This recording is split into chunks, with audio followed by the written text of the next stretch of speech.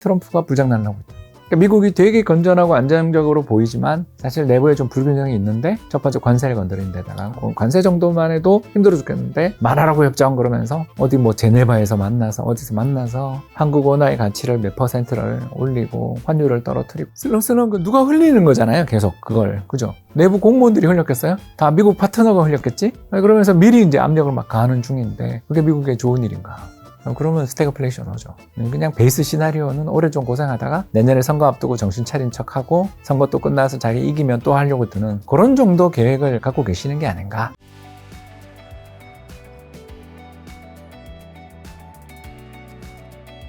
저기서 미국의 실질 임금 상승률이 둔화되고 소비가 약화되는 신호가 나타날 경우 경계해야 한다며 차익 실현에 대한 사전 대비가 필요하다는 내용이 있던데 이게 정확히 어떤 의미고 지금 그럼 경계 단계인 건가요? 아직은 아닌데요. 아직은 아니고 트럼프가 정말 올해뿐만 아니라 내년까지 계속 관세를 고관세 정책을 네. 계속 펼치면서 정말 임금은 못 오르는데 인플레는 올려버리는 일을 진짜 계속 해버리면 불황을 겪고 어떻게 보면 트럼프 임기 후반에 장이 좋아지는 굉장히 나쁜 시나리오도 배제할 수는 없죠. 이건 우리가 모르는 거잖아요. 그러니까 그거는 이제 워스트 시나리오고 베이스 시나리오는 고생하다가 내년에 잘못했어요 하고서 관세 인하해주면서 경제도 조금 살리고 하면서 선거에서 접점 만드는 시나리오를 저는 가장 베이스 시나리오로 봅니다. 그럼 아직은 실질 임금 상승이 둔화되지 않았다는 아직은 버티고 있으니까 희망이 있는 거죠. 소비도 약화되지 않았다는 거죠.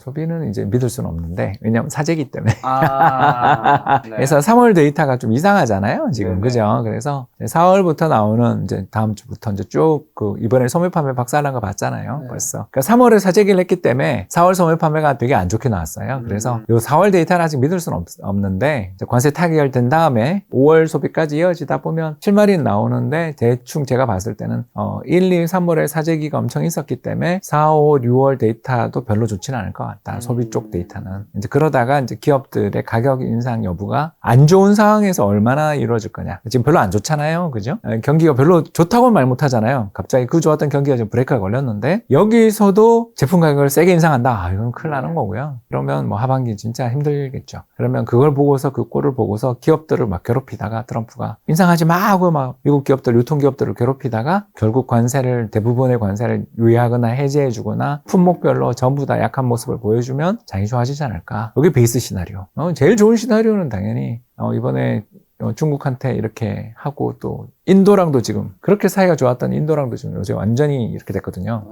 그런 걸 보면서 미안해 그러고 바로 꺾으면 제일 좋죠. 그럴 인간 같지는 않아서. 근데 실질 임금 하락 전에 인플레이션이 찾아온다고. 그렇죠. 그게 제일 왜 그런 걱정인 거죠. 이제 뭐냐면 우리 월급 계약, 고용 계약이라는 건 일정해요, 좀. 그죠? 저만 해도 1년에 한번 이제 봄에 얼마 전에 고용 계약을 했거든요, 우리 직원들. 직원들 고용을 하면 1년 동안 계약이 이루어지고 올해 성과가 이제 내년 3월 정도에 결산이라는 형태로 다 드러나고 나면 3, 4월에 임금 협상을 하는 거 아니겠어요? 그렇죠. 그걸 보면서 우리 회사가 계획했던 목표를 이 정도를 달성을 했으니까 야 우리 회사 그러면 우리 고생했으니까 임금도 이만큼 올려줄게 뭐 이런 일들을 하면서 고정이 되는데 이제 올해 대부분 그런 일이 있었겠죠? 그래서 임금이 가고 있는데 갑자기 인플레이션이 발생한다. 아까 잠깐 이야기했던 쉐인이라든가 월마트 같은 데서 월마트에서 직접 이야기했었다 그러잖아요. 이번에 미중 관세 협상 직전에 각하 저희들 6월에 올립니다라고 이야기했다며요. 그러니까 그걸 보고 야 큰일 났다 하고서 낮춘 거라며요. 그러니까 그런 보도들이 적어도 블룸버그 쪽에서는 그런 보도가 나왔거든요. 그렇다면 인상이 없을 수는 없는 거죠. 근데 월급은 슬로우 다운하고 있는데 물가만 올라버리면 실질 임금은 어떻게 돼요? 빠지고 실질 임금이 빠지는 순간 사람들이 이거 혹시 근데 내년에 임금을 많이 인상을 시켜야 되는데 회사에서 해줄까 감이 오잖아요. 근데 불확실할 때 임금 인상 안 해주잖아요. 대통령이 지금 이상한 짓을 계속하고 있는 중인데 말만 할 때마다 사고가 나고 있는데 사실 뭐 어제도 보니까 무디스가 신용등급 하락한 거에 대해서 트럼프가 뭐라고 그러냐면 이건 다 바이든 때문이다 그러더라고요. 이러면 안 되죠. 이게 왜 이런 일이 벌어졌냐 하면 미국 시장 금리가 오르고 인플레이션 걱정 때문에 채권 시장이 되게 불안한 과정에서 무디스도 야 이거 계속 네거티브 워치로 계속 놔둘까 결국 신용등급 깎을까를 고민하다가 야 금융시장 참가자들이 다들 미국에 대해서 신용을 잃었는데 지금 우리가 신용도 내린다고 해서 뭐 문제 있겠어? 그러고 내린 거잖아요. 그러면 이 방아쇠를 적어도 땡긴 건 트럼프님이라고 봐야 되는 거 아니냐.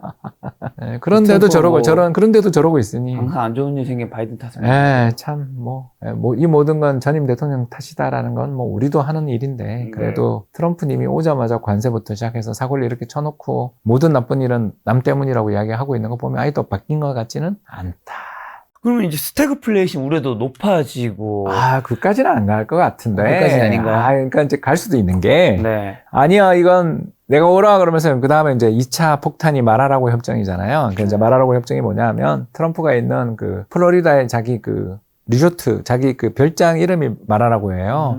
그 마라라고 해서 이제 세계 각국 정상들을 불러들여서 너네 환율 20% 내리고 너네 환율 30% 내리고 이걸 시키는 걸 제2차 플라자 합의라고 하면서 이제 마라라고 협정이라고 지금 나오고 있는데, 만약 그것까지 하면 정말 큰일 나겠죠. 근데 그것까지는 안 가지 않을까. 그거 가면 스태그플레이션이죠. 그럼 뭐 저도 설마 그것까지는 안 갈 거다. 아무리 죄송합니다만 조류머리라고 해도 이건 안 할 거라고 생각되는데, 자꾸 우리나라 보도는 일단 이번에 제네바에서 뭐 우리나라 환율을 내리기로 협의를 했네 마네 그러는데, 사실 이렇게 환율 건드리는 게 옛날하고 달라서 진짜 위험한 짓이거든요. 그것까지 하면 스태그플레이션 리스크가 없다고 말할 수 없고, 이게 사실 저는 이제 워스트 시나리오라고 봅니다. 그럼 지금 같은 경우 어떤 자세에 분산 투자해야 되는 거예요? 골드가 제일 좋고요. 요새 이제 골드. 그래서 제일 지금 마음 편한 자산은 골드랑 한국 국채다. 그리고 중국 주식도 좋아 보이고, 그리고 폴란드 주식도 좋아 보이고, 그리고 인도네시아 주식도 좋아 보이고, 아무튼 이머징이 좋아 보이고 그렇습니다. 그러니까 이렇게 보는 이유는 만에 하나 마라라고 협정을 할까봐. 그러니까 마라라고 협정을 하게 되면 어떤 일이 벌어지냐면 유로화 강세, 원화 강세, 엔화 강세, 위엔화 강세 뭐 등등등등 인도 루피 강세가 가게 되면 미국 달러가 약세로 가는 거잖아요. 미국 달러가 약세로 가면 뭐 무슨 일이 벌어지겠어요? 미국의 수입 물가가 상승하겠죠. 미국의 수입 물가가 상승하면 인플레가 발생하겠죠. 관세 플러스 달러 약세. 그 파괴력이 얼마나 클지 상상해 보시면 그러면 이제 미국 GDP 한 15% 정도가 수입인데, 거기서 발생하게 되는 10%의 수입 물가 상승, 20%의 물가 상승은 곧바로 이제 미국 경제 전체에 어마어마한 충격을 줄 수밖에 없는 요인인데다가, 여기 이제 두 번째 충격, 걱정이 뭐냐면, 이렇게 되면 인플레 걱정이 높아지면 당연한 이야기로 채권을 살 이유가 없죠. 왜냐하면 미국 국채가 앞으로 지금보다 더 높은 금리로 채권을 발행해 줄 가능성이 생긴다고 믿을 수 있잖아요. 왜냐하면 연준이 금리를 안 해주고 심지어 인상할 수도 있으니까. 그렇게 되면 이제 그 다음 일이 글로벌 투자자들이 미국 국채가 36조 달러거든요, 여러분. 엄청 많아요. 그 36조 달러 중에서 25%. 그러니까 이제 9조 달러, 8조 달러를 외국이 갖고 있어요. 그 중에 제일 많이 갖고 있는 게 일본이고, 뭐 그 다음이 이제 대만이고 막 그래요. 근데 이런 나라들 입장에서 자국의 통화 가치는 오르고 미국 달러의 가치는 떨어진다고 생각되면 굳이 달러 채권을 보유할 이유가 없죠. 어떻게 되겠어요? 더 높은 금리를 주지 않는 한 팔려고 들겠죠, 그죠? 왜냐하면 환차손이 더 클 수 있으니까. 자, 이렇게 되면 이제 미국의 국채금리가 상승하는데, 국채금리가 상승하는 순간 미국 경제에 무슨 일이 벌어지냐면 국가 부도 리스크가 커지죠. 왜냐하면 36조 달러인데, 자, 아까 배웠죠, 우리가. 36조 달러인데 거기에 금리가 5%다. 예를 들어서 1년에 이자로만 2조 달러 가까이가 나가야 되는 거죠. 2조 달러. 한 해에 2조 달러의 이자가 지출이 되는 구조로 가게 되면 미국 경제가 30조 달러인데 2조 달러 정도의 매년 이자를 내면 이제 GDP 7%? 8%의 이자 부담을 지고 이제 가는, 그게 일본이 되는 거죠. 일본이 전체 국가 예산의 절반인가가 이자 갚는 데 쓴다 그러잖아요. 이제 그런 나라가 되는 거죠. 재정이 망가지겠죠. 자, 이런데 트럼프가 불장난을 하고 있다. 그러니까 미국이 되게 건전하고 안정적으로 보이지만 사실 내부에 좀 불균형이 있는데, 그걸 트럼프가 이제 제일 무서운 걸 지금 첫 번째 관세를 건드린 데다가 관세 정도만 해도 힘들어 죽겠는데 마라라고 협정 그러면서 어디 뭐 제네바에서 만나서 어디서 만나서 한국 원화의 가치를 몇 %를 올리고 환율을 떨어뜨리고 막 이런 이야기를 지금 하는 게 슬렁슬렁 누가 흘리는 거잖아요. 계속 그걸. 그죠? 내부 공무원들이 흘렸겠어요? 다 미국 파트너가 흘렸겠지? 기자들 만나가지고 좋은 일 있을 거야? 뭐 이러면서. 좋은 일이 뭐가 있어요? 뭐 이러면. 외환시장에선 좋은 일 있을 거야? 뭐 이렇게 이야기했을 거 아니에요. 그러면서 미리 이제 압력을 막 가하는 중인데, 그게 미국의 좋은 일인가?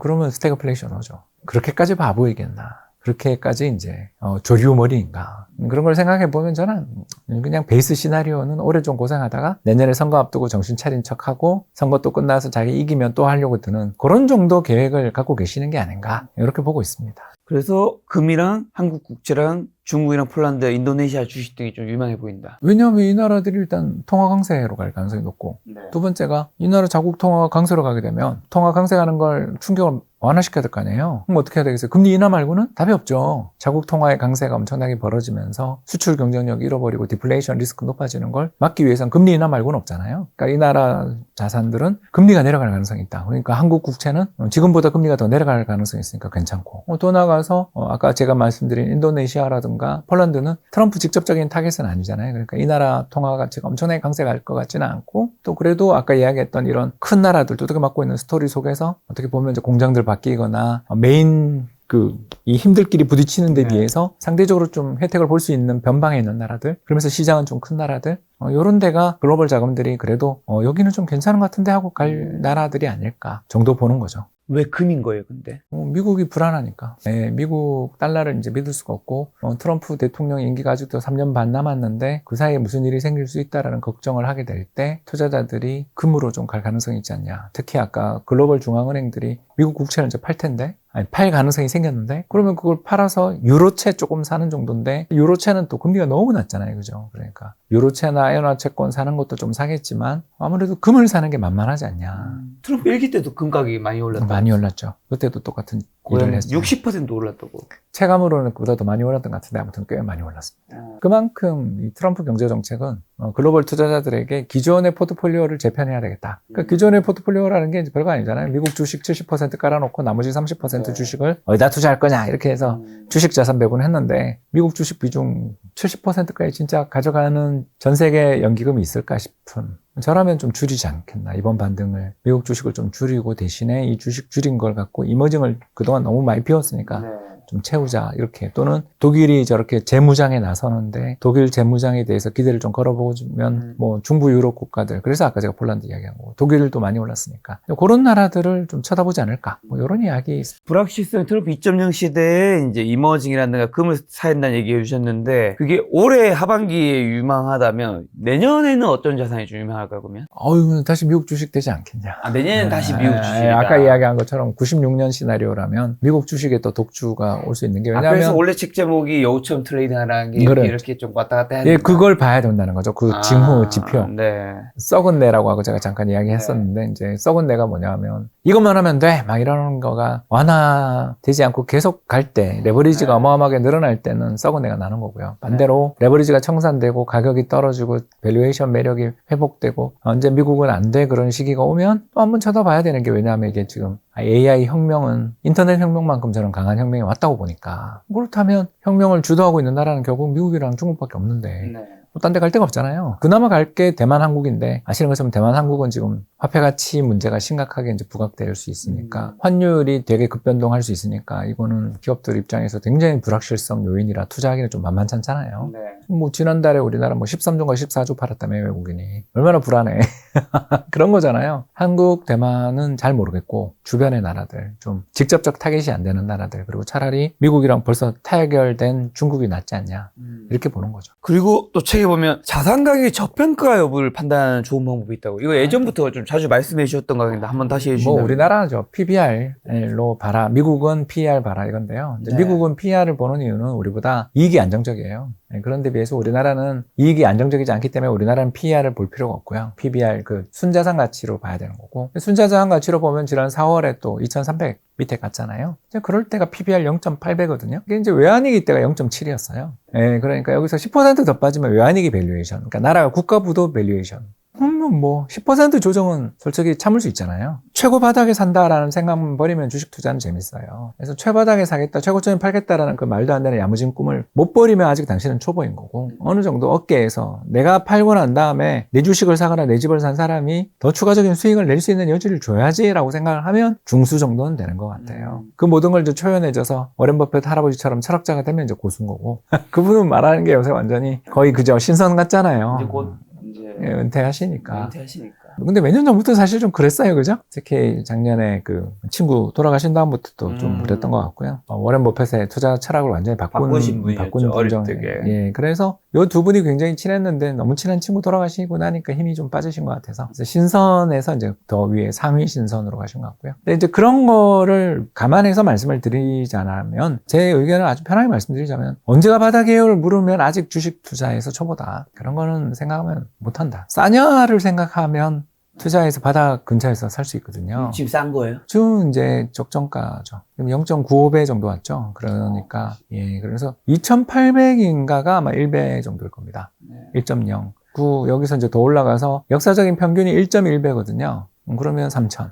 그래서 우리나라 주식시장은 모멘텀은 살아있어요. 근데 이제 향기로운 냄새는 사라지고 꿀 같은 그런 달콤함을 보장해주던 레벨은 아니고 이제 트레이딩 영역. 이제 뭐 부담을 갖고 이제 하중이 조금씩 쌓이는 레벨로 가는 정도죠. 저희 회사 프리즘에 투자를 하신 분들은 다 아세요. 4월 4일날 저희가 샀다는 거예요.